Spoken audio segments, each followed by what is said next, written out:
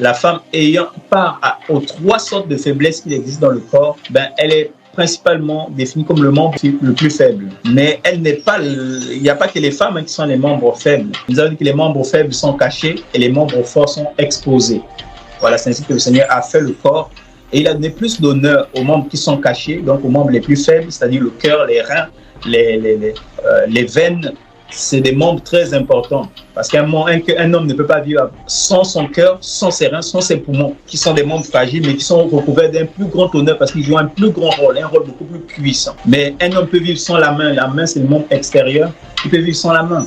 On peut lui couper la main, il peut continuer à vivre. Donc, on a expliqué ça. Et donc, nous voulons continuer, toujours parler du corps, parce que on ne peut pas parler de la place de la femme dans l'Église en la mettant à part, hors du corps. Donc, il faut toujours agencer tout dans le corps et amener tout avec le corps afin que les femmes sachent en fait véritablement leur rôle dans le corps. Donc, le rôle de la femme, c'est toujours par rapport au corps de Christ. Et donc, on avance toujours avec le corps. Et donc, pour aujourd'hui, on va parler des desseins de Satan en ce qui concerne le corps du Seigneur. Donc, le Seigneur a un corps et dans ce corps-là, la femme doit jouer un rôle. Mais Satan a d'abord des desseins envers le corps du Seigneur et aussi envers la femme. Ça, c'est ce qu'on doit déjà comprendre pour pouvoir savoir aussi pourquoi il y a tant de désordre. Pourquoi, en fait, il y a tant de vents de doctrine en ce qui concerne la femme. Donc ça, c'est important de pouvoir cerner cela, les desseins de Satan contre le corps de Christ. Et déjà, si on peut prendre 2 Corinthiens chapitre 2, verset 10. Or,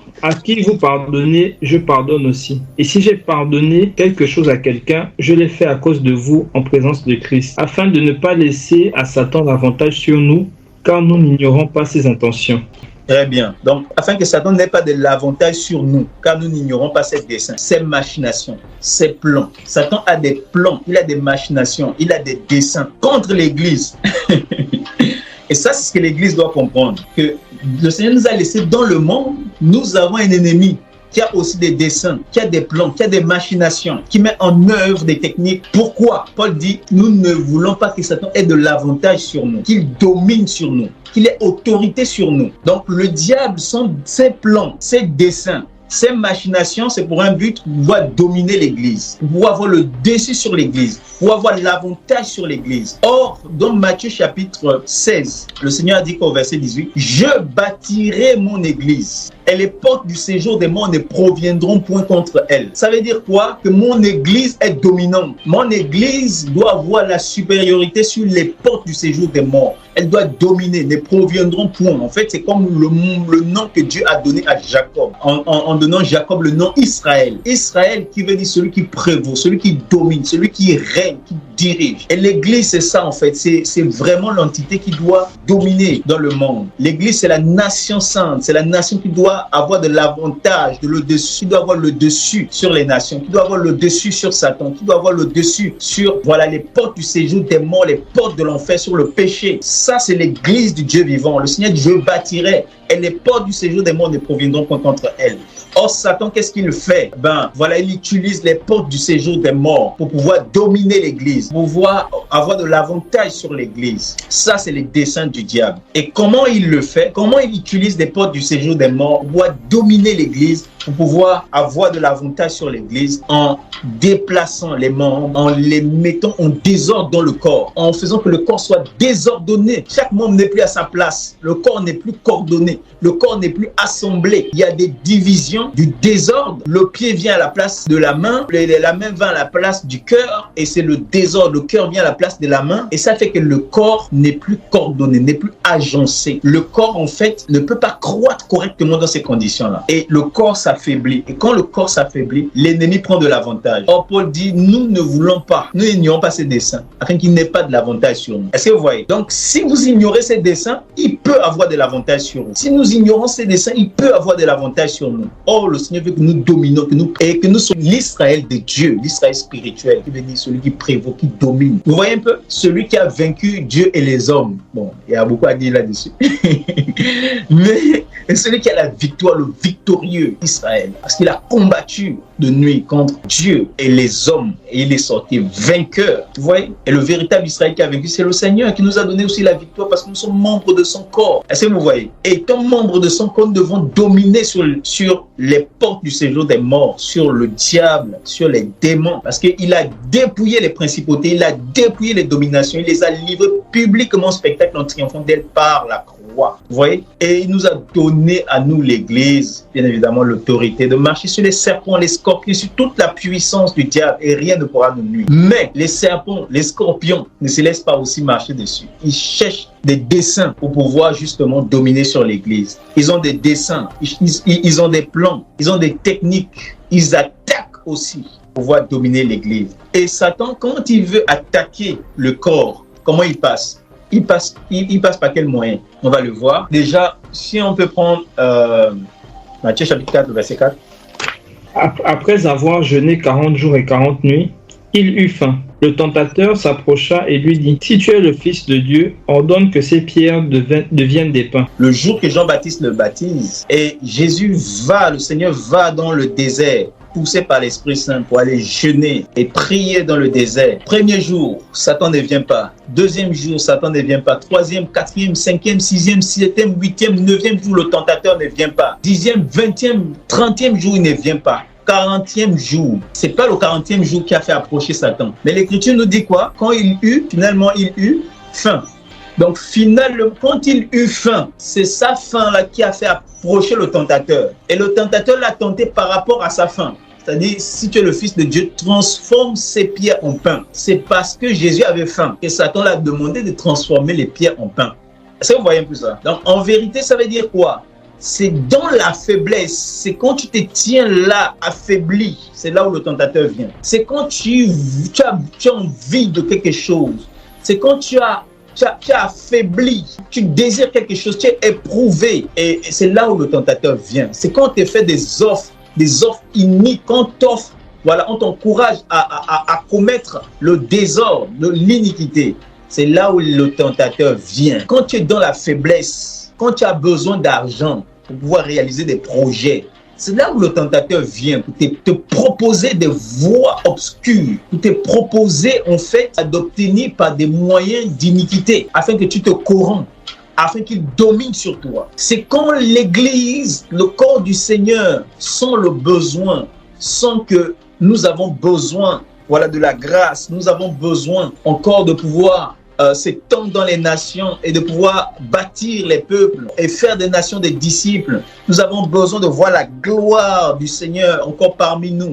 Nous sentons le besoin que Christ soit encore manifesté au sein de l'Église avec puissance et avec gloire comme le commencement. C'est quand on aspire à ces choses que l'ennemi vient aussi. Il tente l'Église. Il pousse aussi les femmes à pouvoir désirer des rôles qui ne sont pas les siens. Vous voyez, c'est comme ça que le tentateur vient en temps de faiblesse. Et le tentateur tente la faiblesse. Il vient par la faiblesse. C'est ça que je veux souligner. Il vient par la faiblesse. Il ne vient pas quand tu es fort. Or, nous avons expliqué que la faiblesse du corps, c'est les membres les plus faibles. Or, les membres les plus faibles doivent rester cachés derrière les membres les plus forts. Mais s'ils sont exposés, l'ennemi vient par là. Est-ce que vous voyez? Donc, la technique du diable pour pouvoir dominer l'Église, il vient séduire les membres les plus faibles. Il vient par la faiblesse. Vous voyez? On va souligner ça par les Écritures. Est-ce qu'on peut prendre, par exemple, le premier couple qui était la première personne en Éden? Comment Satan, justement, a dominé, a pris de l'avantage sur Adam et sur Ève, qui les deux ne formaient qu'un, parce que le mari et la femme ne forment qu'un.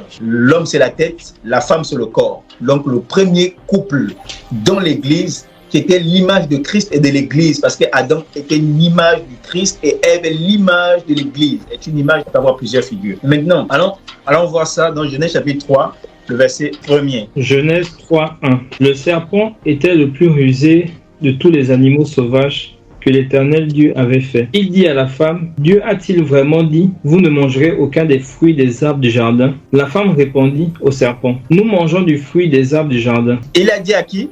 Il dit à la femme: Dieu a-t-il vraiment dit, vous ne mangerez aucun des fruits des arbres du jardin?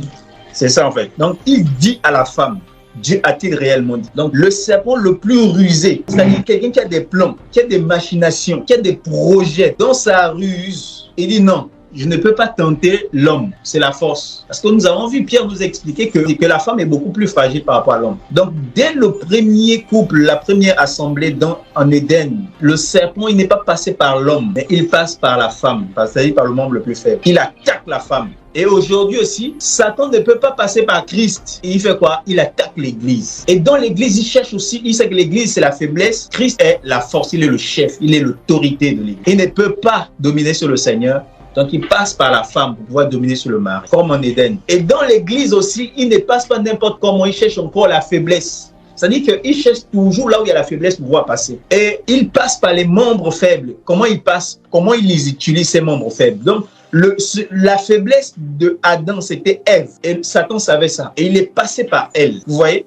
Il dit, Dieu a-t-il réellement dit pour l'inciter, pour communiquer des pensées d'égarement, des pensées de fausses doctrines? Parce que le diable, c'est un enchanteur. Vous voyez, c'est un enchanteur. Et il vient avec des fausses doctrines. Et tu vas encore te poser la question, le Seigneur n'a pas réellement dit ça. Mais Dieu n'est pas vraiment contre ça. Tu es déjà séduit.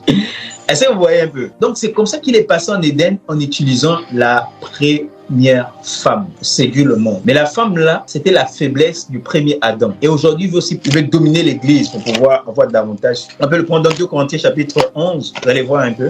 Paul fait le parallèle. Versets 3 à 4. Si tu peux prendre rapidement, s'il te plaît. De même que le serpent a trompé Ève par sa ruse, j'ai peur que vos pensées ne se corrompent et ne se détournent de la simplicité et de la pureté vis-à-vis de Christ. Très bien. Continue. En effet, si quelqu'un vient vous prêcher un autre Jésus que celui que nous avons prêché, ou si vous recevez un autre esprit que celui que vous avez reçu, ou un autre évangile que celui que vous avez accepté, vous le supportez très bien. Très bien.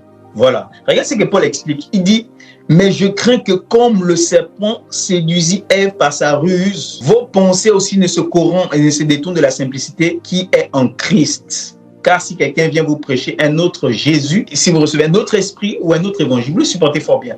Regardez, donc vos pensées ne se détournent de la simplicité qui est en Christ, la corruption de la pensée. Donc le serpent, quand il vient, c'est pour corrompre la pensée avec des enchantements. Satan fait des enchantements et il envoie une série de pensées, des enchantements, des pensées d'envoûtement pour t'amener à te détourner de la simplicité qui est en Christ afin que tu reçoives un autre évangile. C'est détourner de la simplicité. La simplicité, c'est rester dans l'évangile de Christ. C'est ça ce que ça veut dire. La simplicité, c'est de rester dans l'évangile que les apôtres ont prêché. Mais quand tu commences déjà à raisonner sur les commandements des apôtres, à raisonner sur la manière que les apôtres ont annoncé, l'évangile que les apôtres ont annoncé, tu es déjà en train de te détourner de la simplicité qu'il y a dans le Seigneur. Tu ne reçois plus comme un enfant ce que les apôtres, les pères ont enseigné, qui sont des choses qui sont écrites correctement, noir sur blanc. Tu commences à raisonner, tu raisonnes par rapport au siècle présent, tu te conformes au monde, tu commets l'adultère avec le monde en profanant les choses de Dieu, en diminuant le pouvoir et leur portée, voilà, avec des vains raisonnements, des forteresses contre l'évangile, tu es déjà séduit. Et c'est ce que Satan fait. De même qu'il est passé par Ève pour pouvoir séduire Adam, il veut aussi passer par l'Église. Et Paul dit, attention, j'ai craint. J'ai craint que de même que le serpent séduisit Ève par sa ruse, que vos pensées ne se détournent de la simplicité qu'il y a à l'égard de Christ. Donc le serpent est encore là et il agit toujours avec les mêmes méthodes. Donc nous ne devons pas ignorer ses desseins. Et il passe par les membres les plus faibles pour pouvoir avoir de l'avantage sur le corps. Vous voyez, en Éden, il est passé par Ève. Et quand Ève a mangé, on va voir ça. Comment il procède. Ça c'est vraiment pour mettre à nu ses machinations.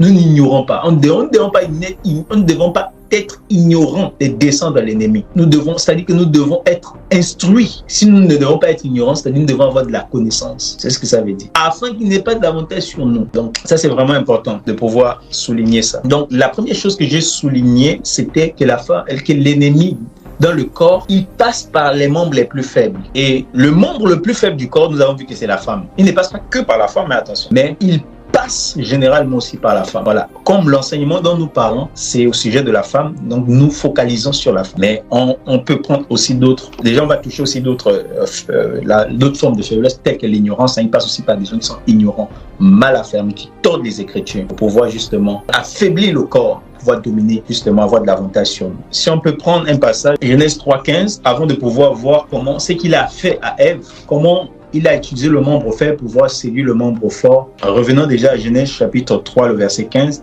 Ce que je vais expliquer là-bas, c'est la haine de Satan contre la femme. Donc déjà, Satan passe par le membre faible. Et en plus de cela, Satan a une haine spéciale contre la femme. Ça, les femmes doivent comprendre ça. C'est pourquoi la femme doit rester réservée, cachée. Donc, au-delà de la haine qu'il a déjà contre l'Église, parce que l'Église est une femme, on va le voir, mais il a une haine particulière contre la femme.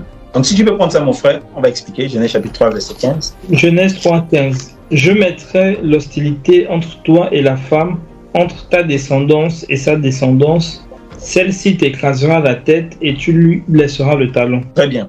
Donc, ici, je mettrai inimitié entre toi et la femme et entre ta postérité et sa postérité. Regardez, l'inimitié entre toi et la femme. Donc l'inimitié, la guerre entre Satan et la femme. C'est Dieu qui mettra, c'est Dieu. Il a dit, je mettrai Dieu. Le Seigneur a mis l'inimitié entre Satan et la femme. Ça, les femmes doivent comprendre ça déjà. Celle-ci, je vais expliquer, vous voyez, entre ta postérité et sa postérité, donc la postérité de la femme et la postérité du serpent. Et celle-ci, c'est-à-dire la postérité de la femme, t'écrasera la tête, c'est-à-dire écrasera la tête au serpent et tu lui briseras le talon, tu vois, ou tu lui écraseras le talon. Est-ce que vous voyez un peu? Donc, je vais expliquer ça d'abord. Je mettrai inimitié entre toi et la femme. C'est-à-dire entre le serpent et la femme, Dieu a déjà mis l'inimitié. Ça, c'est ce que je voulais qu'on retienne premièrement, que les femmes doivent comprendre que Satan les hait d'une parfaite haine. Et la haine de Satan envers elle se manifeste. On va voir comment ça se manifeste. Voilà,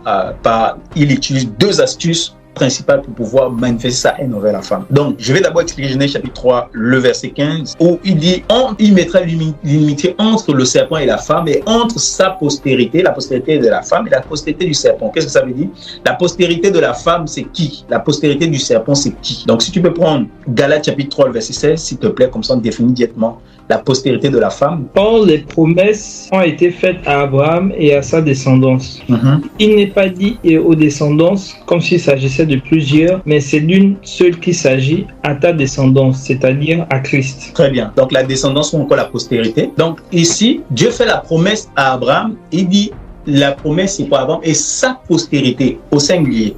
Et Paul vient nous expliquer que Dieu, quand il parle, il faut l'écouter vraiment avec l'oreille d'un disciple. Parce que le Seigneur, quand il parle, il faut veiller sur tout ce qu'il dit pour pouvoir bien cerner ce qu'il veut dire. Voilà, il faut saisir la pensée derrière. Dieu savait qu'Abraham avait, plusieurs postérités. Parce que Abraham a eu plusieurs femmes. Enfin, en tout cas, il a eu deux femmes, Sarah et Ketura. N'est-ce pas? Et Agar, c'était justement la servante de Sarah, avec qui il a eu aussi une postérité, c'est-à-dire Ismaël. Donc Abraham avait plusieurs postérités. Mais quand le Seigneur parle à Abraham, il dit à Abraham, que la bénédiction c'est pour Abraham et sa postérité au singulier, pas au pluriel. Donc le Seigneur, quand il parle de la postérité au singulier, Paul, quand il vient nous donner la révélation, il dit qu'attention, il n'a pas parlé de plusieurs postérités, mais il a parlé d'une seule, c'est-à-dire Christ. Donc quand Dieu, donc Genèse chapitre 3, le verset 15 dit la postérité de la femme, attention, d'Ève sont sortis tous ceux qui ont peuplé la terre, c'est ce que l'Écriture dit. D'elle sont sortis les habitants de la terre.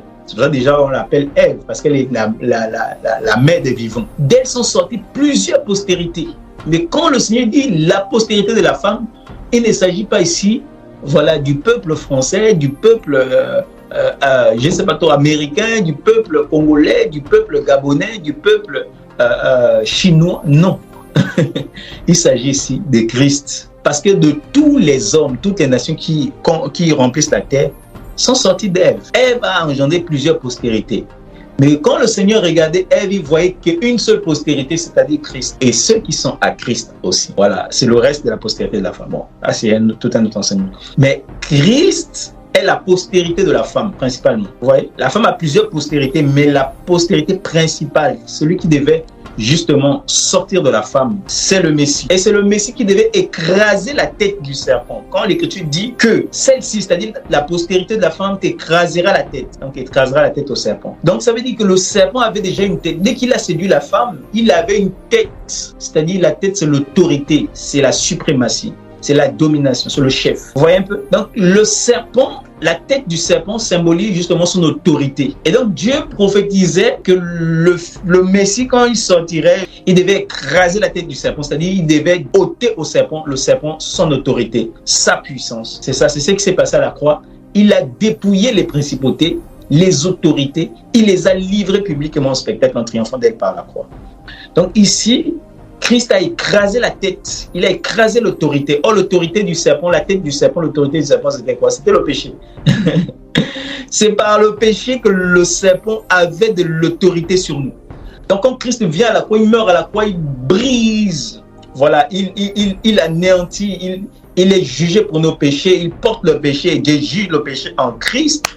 Voilà, en l'anéantissant par le corps de sa mort, vous voyez. Et le Seigneur nous déclare sans péché, il nous a fait grâce de toutes nos offenses, ce qui fait que l'ennemi n'a plus d'autorité sur nous, parce qu'il n'a d'autorité que par le péché. C'est pourquoi Paul dit, si nous avons pardonné quelque chose, c'est à cause de vous en Christ, pour que l'ennemi n'ait pas de l'avantage sur nous. C'est-à-dire que quand tu vis, tu ne pardonnes pas, tu vis dans le péché. L'ennemi va avoir de l'avantage sur toi. C'est ce qu'il voulait faire savoir. Donc la postérité de la femme ici, c'est Christ, la tête du serpent, c'est le péché, c'est l'autorité qu'il exerçait par le péché. Et cette autorité, bien évidemment, a été brisée parce que ça nous a fait grâce de toutes nos offenses en nous pardonnant, nous purifiant de toutes nos offenses, de tous nos péchés. Et tant que nous vivons en conformité avec la parole du Seigneur, sans pratiquer le péché, l'ennemi n'a pas d'autorité sur nous à cause de Christ et de son sang précieux qui nous purifie. Voilà, donc c'est ce que je voulais expliquer. Celle-ci t'écrasera la tête, tu lui écraseras le talon. Donc, ça c'est pour expliquer justement cette prophétie. Mais ce que je voulais souligner ici, c'était l'inimitié que Dieu a mis entre la femme et le serpent. Satan a la haine pour les femmes. Ça, les femmes doivent savoir ça. Et maintenant, comment il s'y prend pour pouvoir manifester sa haine envers la femme? Ça se manifeste sous deux formes. La première forme, c'est qu'il a tellement la haine pour la femme qu'il veut la dévorer. Ça, les femmes doivent savoir ça. Que Satan, c'est pas pour jouer, c'est pour les dévorer. Donc, on peut prendre déjà, justement, Apocalypse chapitre 12, le verset 13 à 17, pour voir comment Satan se tient devant la femme. Si c'est pour rigoler, il prend deux formes. Les deux formes-là, c'est pas pour s'amuser. Apocalypse 12, verset 13. Quand le dragon vit qu'il avait été précipité sur la terre, il poursuivit la femme qui avait mis au monde l'enfant mâle. Mais les deux ailes du grand aigle furent données à la femme afin qu'elle s'envole au désert vers l'endroit où elle doit être nourrie un temps, des temps et la moitié d'un temps loin du serpent. Alors le serpent vomit de sa gueule comme un fleuve d'eau derrière la femme afin qu'elle soit entraînée par le courant. Mais la terre secourut la femme. Ouais, la terre secourut la femme et elle s'ouvrit et engloutit le fleuve que le dragon avait lancé de sa gueule. Ok, très bien. Mais regarde ça. Regarde ces mots-là. C'est pas en vain. Le verset 13. Quand le dragon vit qu'il avait été précipité sur la terre, il persécuta la femme qui avait enfanté le fils. Mais le dragon, quand il s'est tenu bien évidemment devant la femme, c'était pour dévorer d'abord le fils. On est d'accord, non? C'est écrit au verset 4. Puis le dragon s'arrêta devant la femme qui devait accoucher afin de dévorer son enfant. Tu vois? Donc le dragon, quand il vient sous forme de dragon, c'est pas pour rigoler, c'est pour dévorer. Le dragon, c'est pour dévorer. C'est vraiment une figure de méchanceté, de haine. Et on dit que quand l'enfant était enlevé, qu'est-ce qui se passe? Quand il se tient devant la femme, c'est pour faire quoi? Il persécutait la femme, n'est-ce pas? Quand le dragon, regarde, il a vu le dragon qui avait été précipité persécuter la femme. Ça, c'est vraiment les persécutions pour dévorer, déverser la haine en la persécutant directement, en l'infligeant des souffrances. Parce que la femme ici, attention, je n'ai pas défini qui c'est, parce que dans Genèse chapitre 3, la postérité, la femme dont il était question, dont devait sortir le Messie, il s'agissait de Ève principalement, mais Ève a plusieurs figures, n'est-ce pas? Parce qu'il s'agissait aussi d'Israël, il s'agissait aussi de l'Église. Donc, et il s'agissait aussi de la femme physique, parce que Paul, quand il parle dans 1 Timothée chapitre 2, regarde, il commence par Ève, il dit que ce n'est pas Adam qui a été séduit le premier, mais c'est Ève, séduite, n'est-ce pas? s'est rendue coupable de transgression. Après, il dit, elle sera néanmoins sauvée en devenant même si elle persévère dans la modestie, la charité, tout ça, et la sainteté. Donc, Paul, il commence en parlant d'Ève, il finit par la femme, par le salut de la femme. C'est-à-dire que on ne voit pas bien la corrélation. C'est pour ça que les gens, ça peut embrouiller les gens. Pourquoi? Parce qu'en fait, Paul donne une révélation, il donne deux révélations dans une révélation. En fait, il est en train de parler de Ève, il est en train de parler en même temps de la femme. Vous voyez un peu? Et donc, il faut bien suivre que c'est bien ces deux relations qui sont superposées. En même temps, il parle de Ève, en même temps, il parle de la femme. Et c'est dans sa sagesse, c'est difficile à cerner ça. Mais quand on a l'interprétation correcte des Écritures, de l'ensemble de l'Écriture, on arrive à discerner, comprendre c'est que la pensée de Paul par rapport à ce texte-là. Donc ici, cette femme d'Apocalypse chapitre 12, voilà, est une image. Ce n'est pas une femme physique, nos sœurs comme ça, mais voilà, il s'agit ici, selon je crois, voilà, d'Israël. Maintenant, de quel Israël? Ça, si je ferme la parenthèse, on en reviendra quand le Seigneur permettra. Voilà, il s'agit ici d'Israël, que ce soit Israël physique ou Israël spirituel. Mais il s'agit principalement aussi d'une femme qui porte un fils qui va dominer sur les nations, qui va diriger les nations et qui a engendré un fils qui a été enlevé après. Et ici, cette femme aussi qui symbolise aussi, qui est un modèle justement aussi pour nos sœurs, pour montrer que Satan, la haine que Dieu mettait, c'était non seulement envers la femme physique et le diable, mais aussi envers l'Église et le diable, aussi envers Israël physique et le diable. Voilà. Et donc, le fait de pouvoir voir comment il se comporte avec cette femme, ça enseigne comment il se comporte avec la femme en général. C'est ça le but, en fait. Je ne sais pas si c'est clair. Donc, ici, regardez le verset 13. Quand le dragon vit qu'il avait été précipité sur la terre, il persécuta la femme qui avait enfanté le fils. Vous voyez là, il prend quelle forme? Il prend la forme du dragon. Et quand il prend la forme du dragon, c'est pour persécuter. Il prend la forme du dragon, c'est pour infliger des souffrances, c'est pour dévorer, chercher à dévorer la femme. Mais ensuite, quand tu prends le verset 15, prends le verset 15 s'il te plaît. Alors le serpent vomit de sa gueule comme un fleuve d'eau derrière la femme, afin qu'elle soit entraînée par le courant. Voilà, afin qu'elle soit entraînée par le courant d'eau. Qui a ouvert sa gueule pour pouvoir envoyer l'eau à la femme? Le serpent. Le serpent. Regarde, on passe du dragon au serpent. C'est-à-dire qu'il a essayé de persécuter la femme, de dévorer la femme. Quand il ne peut pas dévorer la femme, il prend la forme du serpent. Quand il prend la forme du dragon, c'est pour dévorer. Mais quand il prend la forme du serpent, c'est pour envoyer des eaux.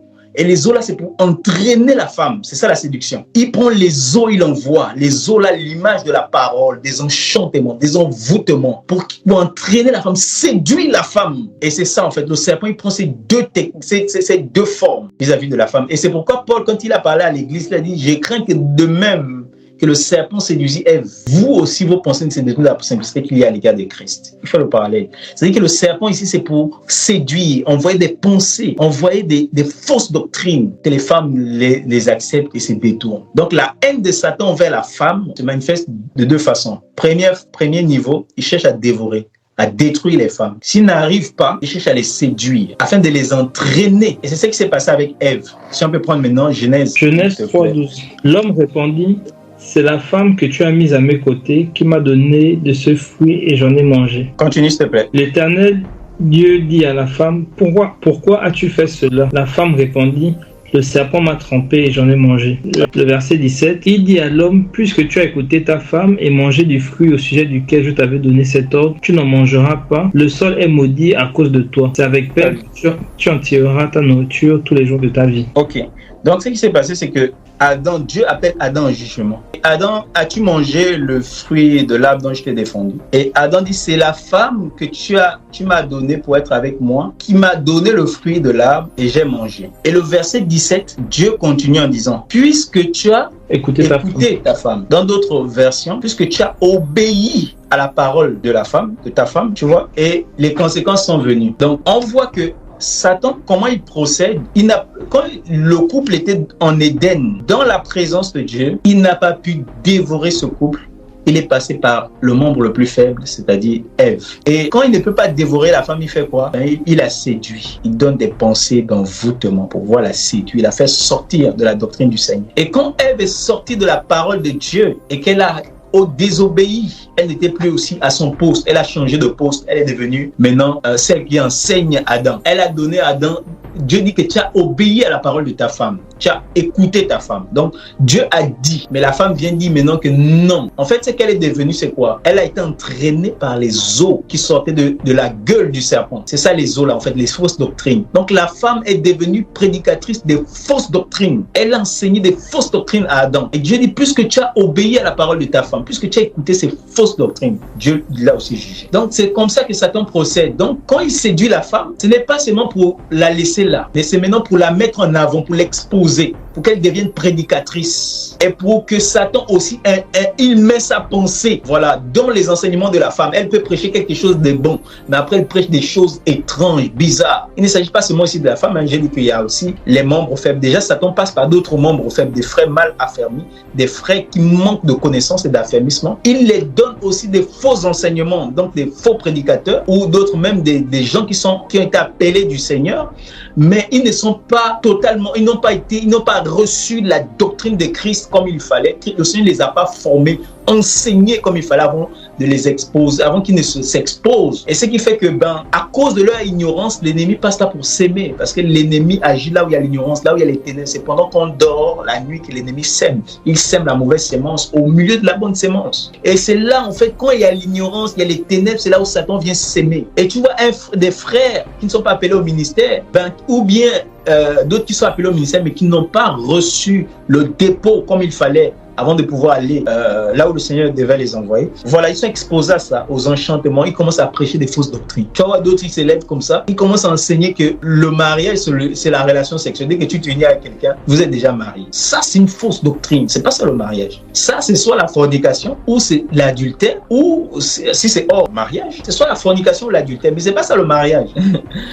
Le mariage, c'est tout autre chose. Si vous avez permettra, on parlera de tous ces sujets. Tu vois aussi d'autres, voilà, s'élèvent pour pouvoir prêcher des fausses doctrines, pour pouvoir contredire les apôtres, donner notre évangile, détourner les gens de la simplicité qu'il y a à l'égard de Christ, dire que ces choses sont dépassées. Ça, c'est les pensées, les envoûtements du serpent. Tu vois aussi des femmes, beaucoup de sœurs qui s'élèvent là pour pouvoir enseigner, sans parfois des sœurs qui craignent le Seigneur, qui aimaient le Seigneur, mais Satan arrivait à les séduire, à les pousser en avant pour qu'elles deviennent des prédicatrices. Elle commence à prêcher des choses étranges. La dernière fois, c'était un frère disait qu'il y a des prédicatrices, une prédicatrice qui a commencé à enseigner que c'est pas mauvais de se tatouer. Ça, c'est ça à quoi il voit avec le salut en Jésus-Christ. Venir parler des gens des tatouages. Ou bien d'autres prédicatrices, vous voyez qu'elles commencent à vous enseigner seulement, faut pas faire telle position sexuelle.